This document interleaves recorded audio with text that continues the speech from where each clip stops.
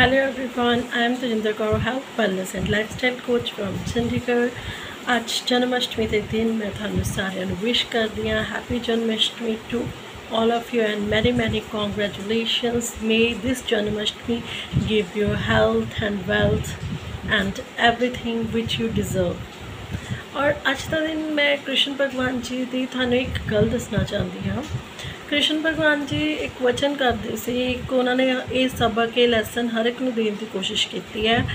उन्होंने एक मैसेज से अपनी कहनी ते कथनी जो है उन्होंने सेम करो। कहनी ते कथनी साडी एक होनी चाहिए आ, फिर तुसीं इस दुनिया ते इस सृष्टि ते राज कर सकते हो। राज इन द सेंस हर बंदा तुहाडी इज्जत करेगा, रिस्पैक्ट करेगा अगर तुहाडी कहनी ते कथनी सेम है। कहनी और कथनी का मतलब की है मैं तुहानूं वो भी डिस्क्राइब करदी हाँ। मतलब जो तुसी कहते हो वो तुसी करो भी। साडी दोनों चीज़ां जब मैच नहीं ना होंदियां मोस्टली यही प्रॉब्लम आती है। लोग थानू सीरीयस नहीं ले लैणगे, वो कहेंगे हाँ ये तो बोलते हैं करते तो नहीं आ। आप किसी को कह तो देंगे हाँ मैं तो मॉर्निंग उठती हाँ 5 बजे, मैं तो फिर सैर करन जाती हाँ, या मैं तो ऐ करांगी, मैं तो वो करती हाँ, उठते आप 7-8 बजे हाँ, है ना। मतलब साडी कहनी कथनी नहीं मैच होंदी। सानू साडी फैमिली चो रिस्पैक्ट नहीं मिलेगी, सानू लोगों तो रिस्पैक्ट नहीं मिलेगी।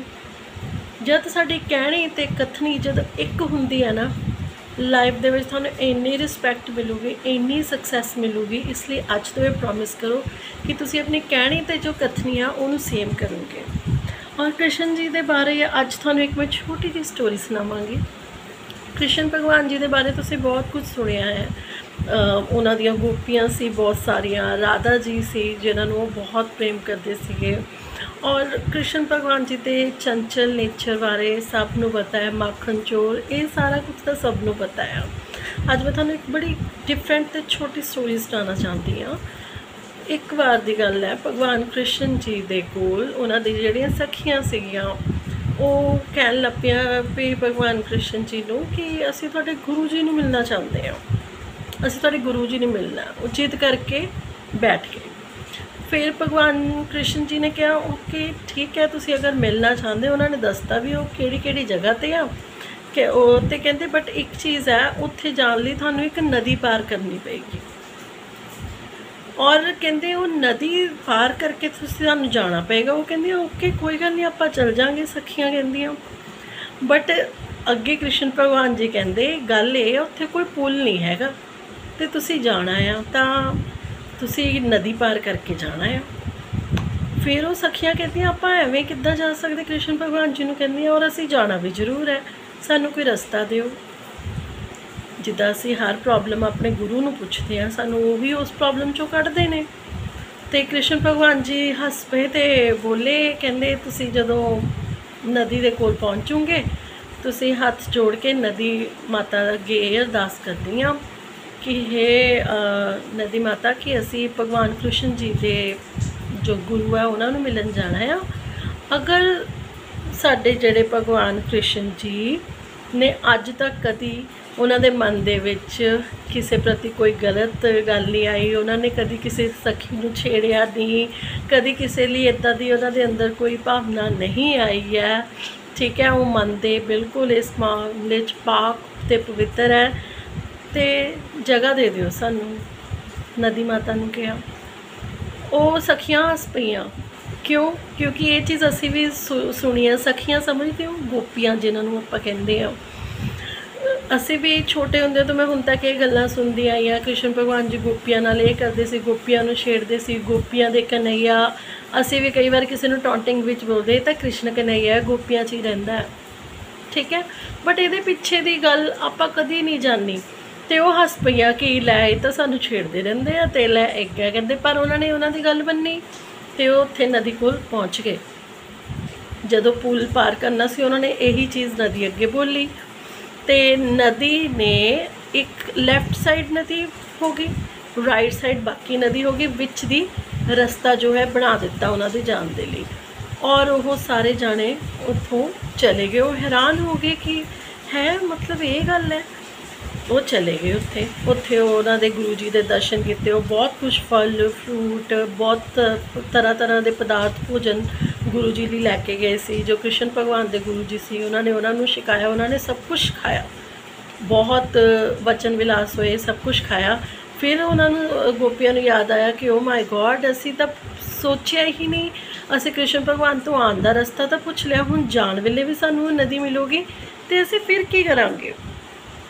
दैन फिर उन्हां विचों एक सखी ने उन्हां दे गुरु जी नूं पुछया, गुरु जी ने पूछा कृष्ण भगवान जी ने कि हाँ जी गुरु जी इदा इदा ये गल है, आंदे हुए तो असी आ गए थे भी असी जांदे भी सानू नदी मिलेगी, असी किवें जाना है।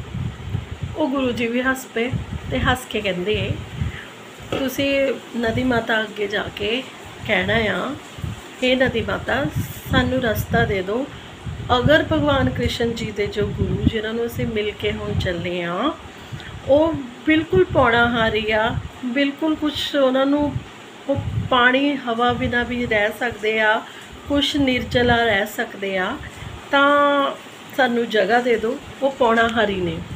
उस टाइम फिर सखियां हस पईयां, वो समझ नहीं पाईयां, वो हसन लग पियां कि असी तो जिन्ना भोजन पदार्थ लियाए आ भी गुरु जी ने सब कुछ खा ले तो हुण ये चीज़ बोलण नूं कह रहे हैं। बट वो गुरु सी उन्होंने अगे कोई गल नहीं की, वो चले गए। सेम उन्होंने नदी माता अगे बेनती की, उन्होंने नदी माता ने जगह पहला नालों भी वध वधा के दे दी। लैफ्ट साइड इन्ना पानी चले गया, राइट साइड पानी विचों विच एक खाली जगह बन गई सुक्की, जितों वो निकल गए। फिर आन तो बाद वो कृष्ण भगवान जी को गए और बहुत हैरान हुए, कहते दोनों ने जो गल कही बड़ी उटपटांग तो लगी, बट ये गल सच भी सी जो सानू रस्ता मिले। दैन फिर कृष्ण भगवान जी नूं उन्होंने ये क्वेश्चन पूछ ही लिया कि भगवान ने ये की रजाया, ये की गल है। कृष्ण भगवान जी फिर बहुत हसे, उन्होंने ये कहा कहते जे ये गल सच सी, पानी दे विच नदी माता ने थानू तां ही जगह दिती है, कहते क्योंकि जो आपां इंसान है ना असी उन्हां दे शरीरिक चीज़ां वेखदे हां, वो जो उन्होंने गुरु से उन्होंने शरीर पक्षों खादा, बट उन्होंने आत्मा जो है वो भगती विच लीन सी।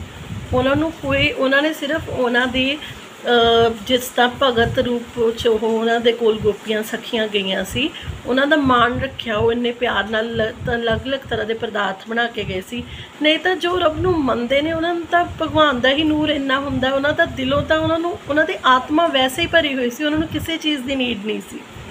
और भगवान कृष्ण जी वो चाहे गोपियां नाल मजाक करते छेड़ते, सब कुछ जो है वो एक एक्सटर्नल बॉडी तो आप देखते, बट उन्होंने आत्मा परमात्मा दे विच लीन, इसीलिए उन्होंने अवतार इन्ने वड्डे अवतार है। और अज दे दिन मैं थानू ये स्टोरी सुनाई, थैंक यू तुसी इन्ने प्यार नाल सुनिया।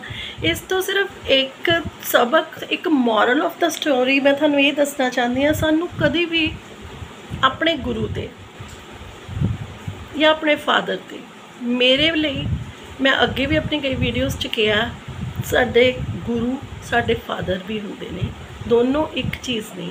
कभी भी अपने फादर ते कभी भी अपने गुरु ते शक नहीं करना, सवाल नहीं करना। अगर थोड़े गुरु थानू किसी चीज़ नूं कहंदे आ, कोई गल नूं कहंदे आ, शायद थानू उस टाइम वो समझ नहीं आऊगी, बट तुसी अगे किंतु परंतु या क्वेश्चन नहीं पुट करना, उन्होंने इंप्लीमेंट करो अपनी लाइफ दे विच, फिर देखो लाइफ कित्थे पहुँचेगी। और जब तुसी सक्सैस चढ़ोगे फिर थानू याद आएगा कि हाँ इदा किया सी। इस दे लई always obey your gurus, your teachers, your father, and stay always success in a life. Thank you मैनू इन्ने प्यार नाल सुनन दे लई। और अगर मेरे को बोलदियां कोई गलती हो गई होवे तो मैनू माफ़ करना। और happy Janmashtami to everyone. Thank you.